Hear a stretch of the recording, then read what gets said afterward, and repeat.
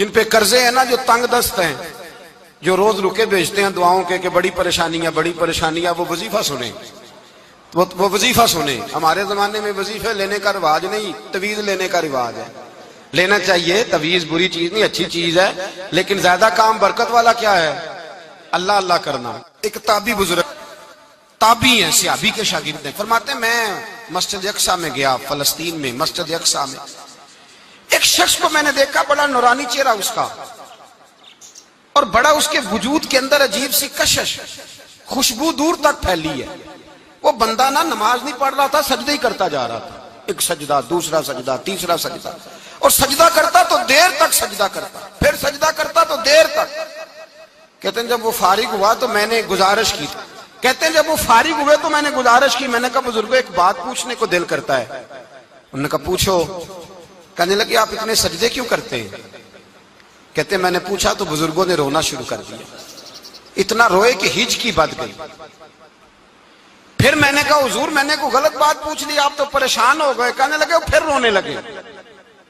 میں نے پھر کہا حضور آپ، میں نہیں پوچھتا سوال کرتے، پھر رونے لگے، 3 دفعہ روئے تو کہنے لگے سنو میں رسول اللہ کا صحابی ہوں، میں نبی پاک کا، میں نے اپنے حبیب سے سنا ہے کہ جب کوئی بندہ رب کو ایک سجدہ کرتا ہے تو اللہ اس کے گناہ معاف کرتا ہے، ایک سجدہ کرتا ہے تو اللہ کیا کرتا ہے؟ بولیے، اللہ گناہ بھی معاف کرتا ہے، رب اسے نیکی بھی عطا کرتا ہے، اور اپنی بارگاہ میں اس کا درجہ بھی بلند فرماتا ہے۔ ایک سجدہ اور 3 فائدے، گناہ بھی معاف ہوئے، نیکی بھی ملی، اور درجہ بھی بلند ہوا۔ کہتے ہیں یہ کہہ کے بزرگ پھر رونے لگے۔ جب وہ خاموش ہوئے میں نے کہا حضور اگر ناراض نہ ہوں تو مجھ پر تو کیفیت ہی عجیب طاری ہو گئی ہے، آپ کے اس رنگ نے میرا بھی رنگ بدل دیا ہے، پوچھ سکتا ہوں آپ کون ہیں؟ پوچھ سکتا ہوں آپ کون ہیں؟ کہتے جب میں نے سوال کیا تو انہوں نے پھر آنسو پونچھے، کہنے لگے میں رسول اللہ کا نوکر ابو ذر غفاری ہوں، میں ابو ذر غفاری ہوں، میں اپنی زندگی سجدے میں بتانا چاہتا ہوں، میں وقت اللہ کے حضور سجدہ کر۔ ہمارے ہاں میں نے اس دن بھی کہا تھا، ہمارے ہاں لوگوں نے بہانہ بنا لیا ہے حضور بخشوا دیں گے، محفل نعت 6 گھنٹے کی، نماز 5 منٹ کی، حضور بخشوا دیں گے۔ سنو نا جنہیں حضور بخشوا رہے ہیں، حضور انہیں بتا کیا رہے ہیں؟ حضور انہیں بتا کیا رہے ہیں؟ اللہ اکبر، کیا انداز ہے۔ حضرت ربیعہ بن کعب کہتے ہیں میں حضور کو وضو کرایا کرتا تھا، بخاری مسلم میں۔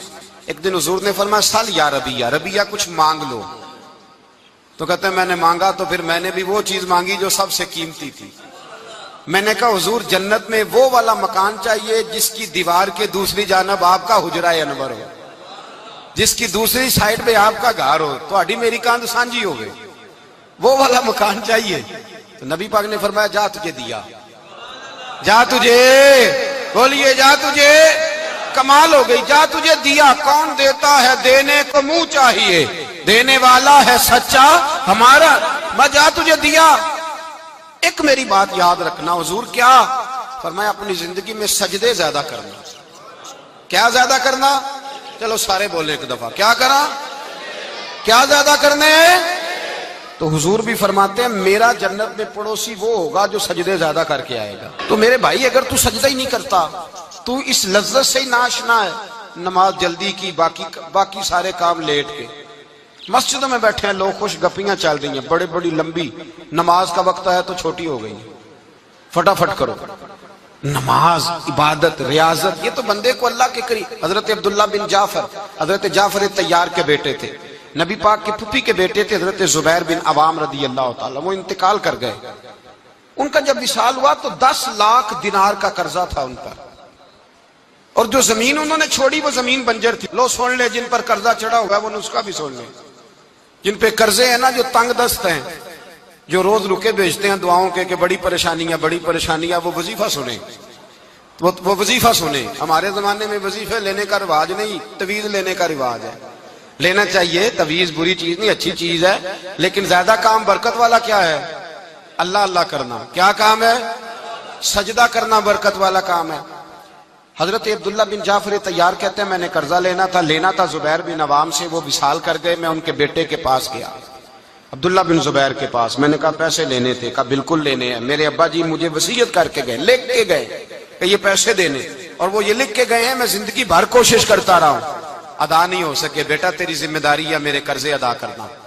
عبداللہ بن زبیر رضی اللہ تعالیٰ عنہ کہنے لگے میں انشاءاللہ آپ کی رقم دے دوں گا.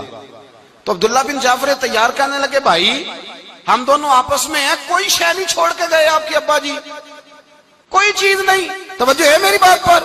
یہ صحابہ کا ذرا انداز دیکھیے گا بندگی کا, کوئی چیز نہیں چھوڑی. تو حضرت زبیر بن عوام کہنے لگے ایک زمین کا ٹکڑا ہے وہ بھی بنجر ہے, اس میں بھی کوئی کھیتی نہیں اگتی, سبزہ نہیں ہوتا, بنجر ہے, پانی کوئی نہیں, اور وہ اتنی خشک ریتلی زمین ہے کہ بڑا مشکل کام ہے وہاں سیراب کرنا, بے آباد زمین ہے. حضرت سیدنا عبداللہ بن جعفر کہنے لگے تو اس طرح کر, وہ مجھے ساری نہ دے, اس میں سے تھوڑی سی مجھے دے دے, میں 10 لاکھ دینار کے عوض وہی رکھ لیتا, تیرے باپ کا قرضہ ادا ہو گیا, دے تو صحیح. انہوں نے کہا آپ کیا کریں گے, وہ تو کسی کام کی نہیں, چند کوڑیوں کی بھی نہیں, فرمایا مجھے دے دو, میں جانوں اور میرا کام جانے. او بھائی یہ تھے بندگی والے لوگ, یہ تھے جن کا رب سے رشتہ ہے, جنہوں نے حضور کے صلی اللہ علیہ وسلم کے پاس بیٹھ کر بندگی سیکھی تھی. کہتے زمین کا ٹکڑا لے لیا, بنجر بے آباد ریتلی زمین, جب میرے حصے میں آئی پہلے دن اپنے غلام سے کہنے لگے جو جگہ تجھے زیادہ سخت لگتی ہے نا وہاں میرا مصلی بچھا دے, جو تجھے زیادہ بنجر بے آباد لگتی ہے وہاں مصلی بچھا, مصلی بچھا. غلام نے مصلی بچھایا تو عبداللہ بن جعفر نے اللہ اکبر کہہ کے نیت باندھی. یہ حضرت جعفر طیار کے بیٹے ہیں, حضرت علی کے بھتیجے, انہوں نے نیت باندھی نماز کی, سر سجدے میں رکھا, رونے لگے, کہنے لگے اللہ میں بھی تیرا بندہ اور جس سے لینے تھے وہ بھی تیرا بندہ, خدا بندہ ہمارے درمیان مہربانی فرما, کرم نوازی کر, رحمت کا فیصلہ فرما. اتنا روئے کہ مصلی بھیگ گیا. کہتے اتنا تڑپ رہے تھے کہ صحابہ اکٹھے ہو گئے ان کے گرد, مصلی بھیگ گیا. جب بھیگا ہوا مصلی نماز مکمل کر کے اٹھایا نا, کہتے مصلی اٹھایا تو نیچے سے اللہ نے پانی کا چشمہ جاری فرما دیا, اللہ نے پانی کا چشمہ جاری کر دیا. فرمایا بناؤ حوض, کرو کھیتیاں سیراب. فرماتے ہیں جہاں ایک درخت نہیں اگتا تھا اللہ نے پورا باغ اگا دیا, جہاں ایک پھل نہیں ہوتا تھا وہاں عالی شان پھل لگ گئے, قرضے بھی ادا ہوئے. حضرت زبیر بن عوام کے بچوں کے پاس مال دولت بھی بچ گیا. لوگ جب کہتے ہیں یہ ساری کس چیز کی برکت ہے, اور فرماتے یہ ساری سجدوں کی برکت ہے, یہ رب کی بندگی کی برکت ہے جی, اس کی بارگاہ میں نماز پڑھنے کی. مسلمان توجہ نہیں کرتا, توجہ نہیں. جاگ رہے ہیں آپ حضرات؟ یہاں کوئی حکومت اعلان کرے نا کہ ہر نماز کے بعد 500 روپیہ, کتنا جی؟ میرے خیال کسی بھی نہیں ہونا مسیح جی, آن گے کہ نہیں؟ نہیں تھوڑے جے بول دے ہو, جڑے نہیں بول دے ہونا تو بالکل ہی نہیں نہ ہونا, ہونا پکا پتہ لگ. او خدا کے بندو بات سمجھو, رب فرماتا ہے تو مسجد آدھا میں تجھے برکت عطا کروں گا. کئی جگہ مسائل نہیں بنا دیے گئے, وہ چھوڑو دیے تو نفل ہے, چھوڑو دیے تو غیر مؤکدہ ہے. اعلیٰ حضرت فاضل بریلوی فرماتے ہیں جو نفل چھوڑتا ہے نا ایک وقت آتا ہے سنت کے ترک کرنا شروع کر دیتا ہے, اور تارک سنت ایک وقت آتا ہے کہ واجبات کو چھوڑتا ہے. چونکہ وہ سیلاب اچانک نہیں آیا کرتے, پہلے چھوٹا سا سوراخ ہوتا ہے, دریا کے کنارے چھوٹا سوراخ ہوتا ہے, بند نہ کیا جائے تو بڑا ہو جاتا ہے, پھر اور بڑا ہو جاتا ہے, پھر وہ سیلاب بن جاتا ہے. کیا ہوتا ہے کہ جب ہم دیر کرتے ہیں, آپ دیکھ لیں دنیا داری میں لوگ کتنے آگے نکل گئے, کتنے دنیا داری کی جو چیزیں آئیں وہ غالب ہو گئیں. میں آپ سے پوچھا ہوں جتنے لوگوں کے پاس موبائل ہیں اتنے لوگ نمازی بھی ہیں. موبائل بعد میں آ کے غالب ہو گیا سب پہ, اور نماز آپ یہ ایوریج نکالے نا, جتنے لوگ فیس بک پہ ہیں اتنے لوگ دینی تعلیم کے میدان میں بھی ہیں, پڑھنے پڑھانے کا مزاج بھی رکھتے ہیں. جتنی نصیحتیں کرنے میں آج لوگ نکلے ہوئے ہیں, کیا اتنی خیر بھی دنیا میں بٹ رہی؟ جتنی جدید ٹیکنالوجی آ گئی سب ہم نے حاصل کر لی, بری بات نہیں, ٹھیک ہے, اچھی بات. لیکن سوال یہ ہے کہ وہ باتیں جو سالوں سے ہو رہی ہیں اور جو ہمارے دین کے فرائض میں شامل ہیں ان پر عمل کب ہوگا؟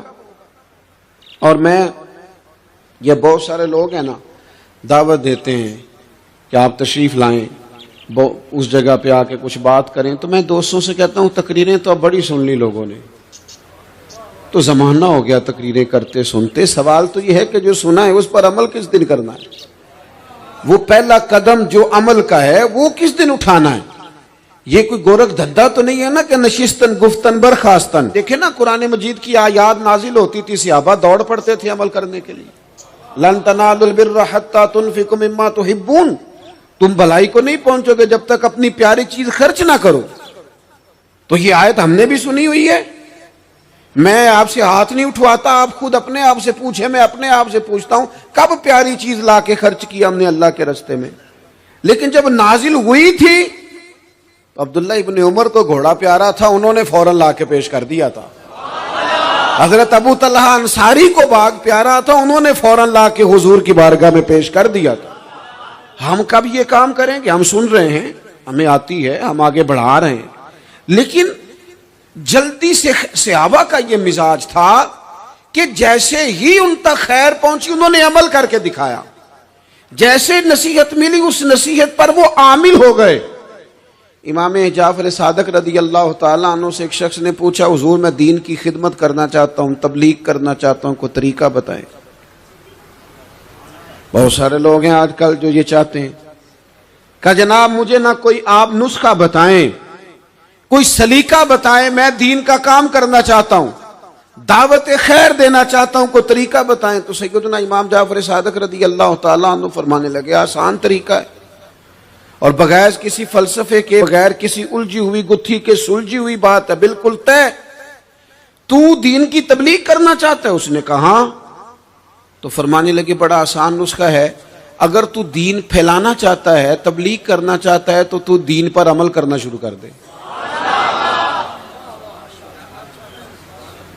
عمل کے بڑے اثرات ہوتے ہیں۔ عمل، وہ حضرت باجید بستامی فرمایا کرتے تھے جس نے ہماری خاموشی سے کچھ نہیں سیکھا وہ ہماری تقریر سے کیا سیکھے گا۔ یہ جو عمل ہوتا ہے یہ اتنی بڑی خاموش تبلیغ ہے، اتنی بڑی۔ امام جعفر صادق فرمانے لگے تو عمل کر، وہ تیرا عمل کرنا۔ آپ پڑھیں گھر میں نماز، آپ کے بچوں کو شوق ہو جائے گا، آپ کھولیں گھر میں قرآن مجید، آپ کے بچوں کا دل لگ جائے گا۔ آپ بیٹھے تسبیح لے کے کہ آج میں نے آدھا گھنٹہ محبوب کی بارگاہ میں درود و سلام عرض کرنا ہے، بچوں کی طبیعت لگ جائے گی۔ عمل جو ہوتا ہے اس کا فیض بٹتا ہے، نیکی میں آگے بڑھنے کی جد و جہد، کوشش کرنا کہ میں ذرا خیر کے کام میں آگے نکلوں۔ کیا کہا حضرت عمر نے؟ کبھی ہم سنتے ہیں باتیں، کبھی اس کی گہرائی میں اترو نا۔ سیدنا فاروق اعظم فرماتے میری ساری عمر دوڑ لگی رہی کہ میں ابو بکر صدیق سے نیکیوں میں آگے نکل جاؤں۔ ساری زندگی میری دوڑ رہی، جد و جہد رہی کہ میں ابو بکر صدیق سے آگے۔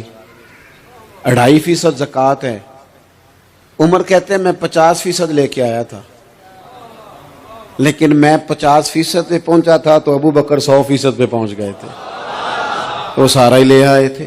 میری دوڑ رہی، جد یہاں بھی دوڑ ہے، میری عزت کرو، میرے آنے پہ کھڑے ہو جاؤ، معاذ اللہ میرا اکرام کرو، میں فلاں صاحب ہوتا ہوں، قبیلے میں، برادری میں، سوسائٹی میں، سماج میں یہ نام رکھتا ہوں، میں فلاں سیاسی، سماجی، فلاحی، رفائی تعارف رکھتا ہوں، میرا فلاں فلاں معاملہ ہے۔ یہ اس مزاج میں دوڑ لگ گئی، اس طبیعت کی دوڑ لگ گئی، مجھے بھی مانا جائے، مجھے بھی گنا جائے، مجھے بھی شمار کیا جائے، میرا بھی نام ہو جائے، مجھے بھی اگلوں میں رکھا جائے، قرب والوں میں میرا بھی تذکرہ کیا جائے۔ جو دوڑ ہمیں بتائی اور سکھائی گئی تھی اس دوڑ میں ہم شریک کیوں نہیں ہوتے؟ اس میں آگے کیوں نہیں نکلتے؟ وہ جو ہمیں فرمایا گیا تھا کہ تمہیں پتہ چل جائے پہلی صف کا ثواب کتنا ہے تو تم قرآن اندازی کرو۔ تو یہ قرآن اندازی کس دن ہونی ہے؟ یہ والی قرآن اندازی کس دن ہونی ہے؟ لیکن وہ قرآن اندازیاں تو ہو رہی ہیں عمرے کے ٹکٹ کی، اتنے عمرے کے ٹکٹ، اتنے عمرے کے، اچھی بات ہے، اس کی بھی کوئی مخالفت نہیں، لیکن جو کام جس میں آگے بڑھنا تھا، جس میں جد و جہد کرنی تھی، جس میں دوڑنا تھا، جس میں کاوش کرنی تھی، اس میں تو ہم پیچھے ہیں۔ زندگی اتنی تیزی سے گزر رہی ہے، آپ یقین کریں پیچھے پلٹ کے دیکھتے ہیں تو پتہ ہی نہیں چلتا کتنے سال بیت گئے۔ بھی ایسے لگتا ہے کل ہی تو ابھی داخل کرایا تھا گھر والوں نے اسکول میں، ابھی اگلے دن کی بات ہے دارالعلوم میں داخل ہوئے تھے اور اتنے سال بیت گئے، اتنا وقت گزر گیا۔ ہم عجیب مزاج کے لوگ ہیں، یہ چاہتے ہیں کہ ہمارے بچے بڑے ہو جائیں، یہ نہیں چاہتے کہ ہم بوڑھے ہو جائیں۔ دیکھیں اگر بچے بڑے ہوں گے تو لازمی نتیجہ ہے کہ ان کے بڑے، لیکن ہم دونوں باتوں میں اپنا مزاج رکھتے ہیں، بچے بھی بڑے چاہیے ہمیں اور ہم خود بھی اپنے آپ کو بوڑھا تسلیم کرنے کو تیار۔ ماشاءاللہ جی میرا بیٹا جوان ہو گیا، تو جناب آپ کیا ہو گئے؟ اب آپ بھی تو بتائیں نا، آپ کہاں پہنچ گئے؟ وہ کیا دور تھا جب کہتے تھے میرے بیٹے کو میرا جوتا پورا آنے لگا ہے۔ جیسے جیسے بچے بڑے ہوتے تھے والدین کے لہجے میں ٹھہراؤ آتا تھا، ان کی 5 نمازوں کے ساتھ تہجد بھی شروع ہوتی تھی، اشراق اور چاشت بھی شروع ہوتی تھی۔ وہ چاہتے تھے کہ ہمارے بچے ہمیں زیادہ سے زیادہ خیر کرتا دیکھیں، وہ اپنے لفظوں پر، جملوں پر، زبانوں پر، انداز پر کنٹرول کرتے تھے۔ میاں بیوی ایک دوسرے سے کہتے تھے اب لڑنا نہیں ہے، بچے اثر قبول کرتے ہیں، بڑے ہو گئے، اب ہمیں ماحول اور طرح کا بنانا ہے۔ کب آگے نکلیں گے نیکیوں میں؟ کب ہم جد و جہد کریں گے؟ کب ہم یہ والا کام کریں گے کہ نہیں اب مجھے سنور جانا چاہیے، نہیں اب میرے اندر مثبت تبدیلی آنی چاہیے، نہیں اب مزاج میں حلم، بردباری، وقار، وزاداری، یہ چیزیں مجھے پیدا کرنی چاہیے؟ کب بچپنا ختم ہوگا؟ وہ کسی درویش نے کہا تھا نا کہ میں نے 22 سال کے بوڑھے دیکھے اور میں نے 65 سال کے بچے دیکھے۔ کہا جناب کیا معنی؟ کہنے لگے معنی یہ ہے کہ بزرگی سمجھ کے ساتھ ہوتی ہے، عمر کے ساتھ تھوڑی ہوتی ہے۔ وہ تو سمجھ کے ساتھ ہے، جس دور میں سمجھ آ گئی، شعور آ گیا، سمجھ گئے بات کو۔ ورنہ بعض لوگ معذرت کے ساتھ بعض لوگ ساری زندگی سمجھدار ہونے کو تیار ہی نہیں ہیں۔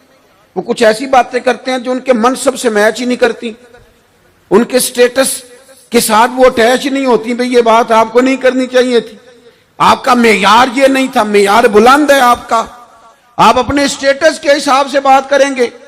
تو میرے عزیز آگے بڑھا جائے۔ اب تو کئی ہمارے کلاس فیلو چلے گئے، کئی ساتھ رہنے والے چلے گئے، کئیوں کو ہم دیکھتے ہیں وہ کہتے ہیں یار مہینوں ہو گئے چارپائی پہ پڑے، ملاقاتیں ادھوری رہ گئی ہیں، کئی باتیں ضروری رہ گئی ہیں، کئی لوگ رخصت ہو گئے، تو کیا ہم کب کس وقت ہم عبرت پکڑیں گے؟ بس چپ کر کے جنازہ پڑھ کے آ گئے کہ صرف اسی کا ہونا تھا، قبر پہ فاتحہ پڑھ کے آ گئے کہ صرف اسی کو دفن ہونا تھا، کسی کی کل خانی میں چہلوں میں شرکت کر کے آ گئے، کسی کی ہونی تھی میری ہونی نہیں ہے۔ اپنے اعمال میں پختگی لائی جائے، آگے بڑھا جائے۔ حضرت جابر ابن عبداللہ رضی اللہ تعالیٰ عنہ فرماتے میں نے میدان احد میں ایک صحابی کو دیکھا کھجور کھا رہے تھے۔ کتنا ٹائم لگتا ہے کھجور کھانے میں؟ گوشت کی بھری ہوئی پلیٹ نہیں تھی ان کے سامنے کہ ساری خالی ہونے میں دیر لگے گی، کھجور کھا رہے تھے، بخاری شریف ہے۔ اور کھجور کھاتے کھاتے کریم محبوب علیہ السلام کی عالی مرتبت بارگاہ میں عرض گزار ہوئے یا رسول اللہ اگر آج میں شہید ہو جاؤں تو کہاں جاؤں گا؟ تو حضور نے فرمایا جنت میں۔ حضرت جابر ابن عبداللہ فرماتے ہیں وہ بات انہوں نے سنی تو وہ جو کھجور کھا رہے تھے وہ باقی کی منہ سے نکال دی۔ کیا معنی؟ کہیں کھجور کھاتے کھاتے دیر نہ ہو جائے، کہیں دیر نہ ہو جائے۔ وہ کھجور نکال دی اور میدان میں اترے اور وہ لڑے اور انہوں نے جد و جہد کی اور وہ اسلام کا نام لے کر ڈٹ گئے، رسول اللہ صلی اللہ تعالی علیہ وسلم کے پیغام پر کھڑے ہو گئے، اللہ نے انہیں شہادت عطا کر دی۔ انہوں نے کھجور کھانے کا وقت بھی انتظار نہیں کیا کہ کہیں لیٹ نہ ہو جائے۔ کیا معنی ہے؟ کھجور کھانے سے پہلے پہلے اللہ نے انہیں جنت عطا فرما دی۔ اوہو ہمارا تو جناب وہ میرا پروگرام بن گیا، بس میں حج کر رہا ہوں، پھر اس کے بعد میں نے ولی اللہ ہو جانا، بھائی یہ بچوں کی شادی ہو جائے، تھوڑے سے کام ہے، میں پھر مسجد میں ہی ہوں۔ بھائی دلی تو بڑی دور ہے، دلی دور است۔ یہ آپ جو باتیں سنا رہے ہیں یہ تو لمبی ساری بات ہے، یہ تو کام شروع کر دینا چاہیے تھا، اس پر تو عمل شروع کر دینا، روکا کس نے؟ آپ بچوں کے بیاہ بھی کریں لیکن ساتھ حضور کی بارگاہ میں درود و سلام بھی پیش کریں، آپ ڈیوٹی پہ بھی جائیں، رزق حلال بھی کمائیں، پر اگر رب توفیق دینا تو سویرے اٹھ کے ایک سپارہ قرآن مجید کا تلاوت بھی فرمائیں۔ اپنے آپ کو آراستہ پیراستہ کریں نیکیوں کے ساتھ، جدوجہد کریں۔ اگر اللہ تبارک و تعالیٰ نے رزق حلال دیا ہے، اللہ کی راہ میں خیر کے ساتھ بانٹنا ہے، تو پھر اس میں جلدی کریں، پھر دیر نہ کریں۔ جوانوں، اس طرح سیر کرنے کا عمر جوانی ہے نا، کھانے پینے کا عمر جوانی ہے، اور کہیں آنے جانے کا ٹائم جوانی ہے۔ میں سچ بتاتا ہوں، عبادت کرنے کا ٹائم بھی جوانی ہے، دین کی نوکری کرنے کا وقت بھی جوانی ہے، ذکر کرنے کا ٹائم بھی جوانی کا ہے، درود و سلام عرض کرنے کا ٹائم بھی، کعبۃ اللہ کے پھیرے کا مزہ بھی جوانی میں، اور حضور کی محبت میں رونے کا مزہ بھی جوانی میں، ان کا نام لے لے کے جینے کا مزہ بھی جوانی میں، ان کے تذکروں کا مزہ بھی جوانی میں۔ عشق لگا سی کھیڈاں کھیڑ دینوں تے مینوں کھیڈاں پل گئیاں، میں کجل پایا سی یار دے ویکھنے نوں، پھر او دی یاد وچ روندیاں ہی ڈل گئیاں۔